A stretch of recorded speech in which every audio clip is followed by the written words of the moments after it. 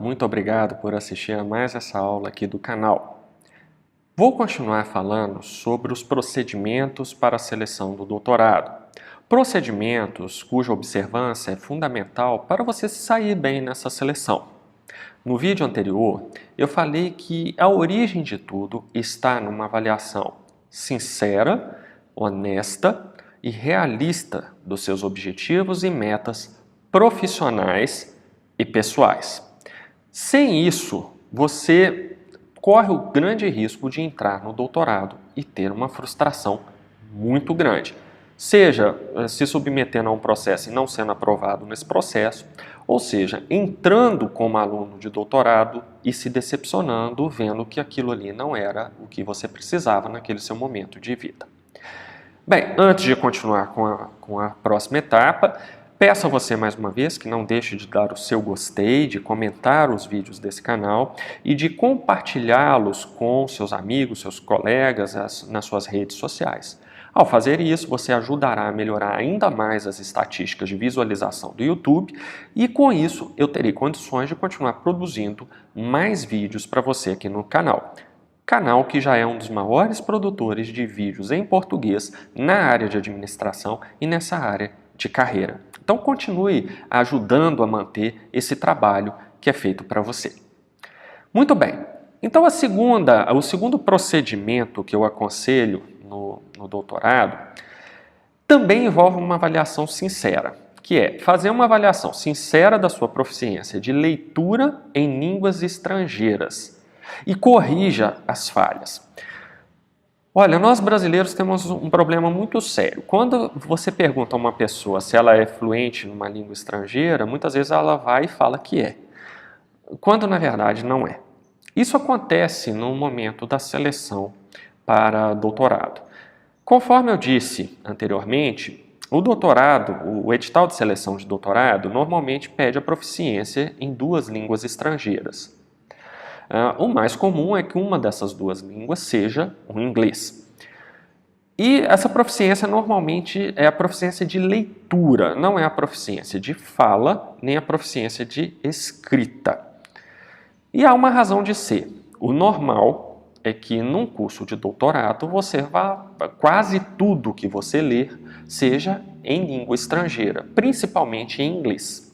Praticamente tudo que existe de relevante hoje no mundo ou foi escrito originalmente em inglês ou está traduzido para o inglês. Então, por isso o inglês é tão importante. E é a grande língua de divulgação científica internacional. Pois bem, então você precisa avaliar realmente a sua proficiência com muita sinceridade, com espírito desarmado, com muita honestidade, porque entrar num doutorado sem ter essa proficiência vai significar uma dificuldade adicional para você. Você não vai conseguir acompanhar a carga de leitura que você vai ter. Você não esqueça tradutores, usar tradutores aí online. Olha, pode esquecer, esses tradutores são muito ruins. Eles traduzem o texto, mas produzem o texto traduzido, muitas vezes não faz nem sentido. Então, você precisa ter cuidado com isso. Não vá com essa falsa expectativa que os tradutores online vão resolver o seu problema. Não vão. Também não crie a falsa expectativa de que você vai entrar no doutorado e você vai ter recursos financeiros para pagar tradutores para você. Pessoas que vão ficar ali traduzindo os textos para você. Não vai acontecer isso. Você não vai dar conta de pagar esse tipo de coisa. Então, tem que ser você mesmo, você que tem que ter a proficiência. Não deixe, portanto, de fazer essa avaliação. E se você perceber que você não tem uma leitura fluente em inglês e não tem uma leitura fluente em outra língua exigida por aquele programa de pós-graduação, então, antes de se candidatar ao doutorado, procure sanar essa deficiência. Se o seu problema é o inglês, então procure sanar essa deficiência via um curso de inglês instrumental, contrate um professor particular para te ajudar nisso daí. Não aconselho muito a você fazer curso de inglês, esses cursos dessas escolas, porque é um curso mais demorado e muitas vezes eles não vão ter o produto que você precisa, que é esse inglês instrumental, esse inglês para leitura. Se for para uma escola, procure aquelas que oferecem o curso específico de inglês instrumental, de francês instrumental, de alemão instrumental, o que quer que seja. E faça esse curso instrumental, porque é isso que você vai precisar naquela seleção do doutorado. A não ser que seja um programa de pós-graduação, já com nota 7 na CAPES, e que exija fluência na escrita e na fala. Aí é mais complicado para você, porque nesses casos você tem que realmente gastar mais tempo, e aí podem ser alguns anos, para se tornar fluente nas línguas exigidas naquele programa de pós-graduação. É só após isso que você vai se candidatar àquele programa. Ok? Terceira etapa desses procedimentos de seleção. É muito importante também. Liste os programas de pós-graduação que te interessam. Olha só, há vários programas de pós-graduação no Brasil. Algumas áreas têm um número menor de programas, mas há áreas com muito programas, por exemplo, direito e administração, há uma profusão de programas, letras também é uma área com muitos programas de pós-graduação e assim por diante. Então você tem que fazer uma listagem daqueles programas que realmente te interessam. Interessam em que sentido? Você tem que levar em consideração algumas variáveis. Primeiro, se o programa não for na cidade em que você mora, você tem que levar em consideração que você então pode ter custos de moradia, custos de transporte, custo de alimentação, e que podem ser custos bastante expressivos.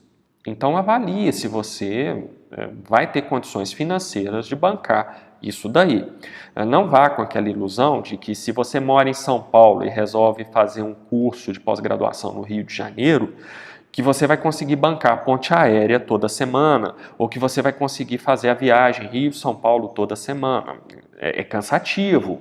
E lembre-se que o doutorado dura 4 anos. Então, esse ritmo de viagens pode tomar bastante do seu tempo e pode ser uma coisa que depois de passado aquele entusiasmo inicial vai ser algo que vai te desmotivar e que não vai fazer você ter um desempenho satisfatório. Uma outra variável que você tem que levar em conta são as linhas de pesquisa oferecidas pelo programa. Se você, por exemplo, tomar na área de administração, você quer fazer um doutorado na área de finanças, não adianta você se inscrever para a seleção de um doutorado que não tem essa linha de pesquisa. Vai ser perda de tempo. Ainda que você monte um pré-projeto de tese maravilhoso na área de finanças, você não vai ser aceito naquele programa, porque simplesmente ele não tem essa linha de pesquisa.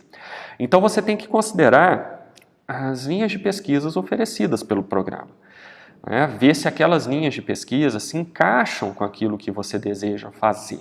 Isso é importantíssimo também. Outra coisa que eu sugiro para você listar os programas que te interessam é ver a nota desses programas lá na CAPES, igual eu já falei em vídeos anteriores. Se ele tem doutorado, então ele é no mínimo nota 4 na CAPES. Mas o desejável é que você faça um programa de doutorado que seja nota 5, 6 ou até mesmo 7. Então procure isso daí, leve em consideração a nota. Veja também nessa avaliação dos programas que te interessam, o currículo dos professores que fazem parte daquele programa. Entre no site do programa e veja se uma coisa que infelizmente às vezes acontece, há programas que divulgam um professor que é uma estrela em determinada área, mas quando você vai olhar, aquele professor na verdade ele dá apenas algumas aulas ao longo do ano naquele programa. Ele é mais um professor colaborador, ele não é um professor permanente daquele programa. Então, muitas vezes você seleciona o programa na expectativa de que você vai ter aula com aquele professor, ou eventualmente vai ser orientado por aquele professor, e ele é um professor que não tem praticamente vínculo nenhum com aquele programa. Então tenha muito cuidado com isso, avalie isso lá nos sites dos programas, veja se os professores que estão listados ali efetivamente dão aula naquele programa e efetivamente orientam alunos de doutorado naquele programa. Assim você diminui muito o risco de eventualmente fazer uma escolha equivocada. Ok? Bom, era isso que eu tinha para falar nesse vídeo. No próximo eu continuo também com algumas etapas bastante importantes nesses procedimentos para você se sair bem na seleção para o doutorado.